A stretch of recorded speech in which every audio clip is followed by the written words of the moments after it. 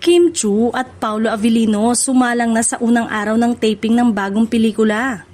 Opisyal na nagsimula ang panibagong proyekto ni Kim Chiu at Paulo Avellino matapos silang sumalang sa unang araw ng taping para sa kanilang bagong pelikulang A Perfect Marriage. Muling nasasabik ang kanilang mga tagahanga sa panibagong pagsasama ng Kim Pao. Mas naging kapansin-pansin ang proyekto dahil sa tagline nitong "Science may help create life, but it cannot define love. It cannot determine who ultimately becomes family." Dahil dito, agad na nagkaroon ng curiosity ang mga tagahanga kung anong klaseng kwento ng pag-ibig at pamilya ang kanilang mapapanood. Sa unang araw pa lamang ng taping, ramdam na umano ang excitement sa bagong tambalan.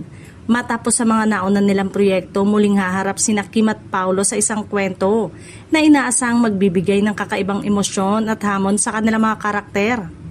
Dahil sa tema ng pelikula, marami rin ang nagbibigay ng sariling interpretasyon sa tagline. May ilang fans naghihinalang maaaring may kinalaman ito sa pagbuo ng pamilya, habang ang iba naman ay nag-aabang kung paano haharapin ng mga karakter ni Kim at Paulo ang pagsubok sa kanilang relasyon. Samantala, patuloy namang hinihintay ng Kim Pao fans ang mga susunod na update mula sa production, lalo na ang mga behind-the-scene photos at impormasyon tungkol sa kanilang mga karakter. Posible ring mas marami pang detalye tungkol sa pelikula at ilabas habang nagpapatuloy ang taping. Sa ngayon, isang bagay ang malinaw, nagsimula na ang panibagong journey ni Kim at Paulo para sa A Perfect Marriage.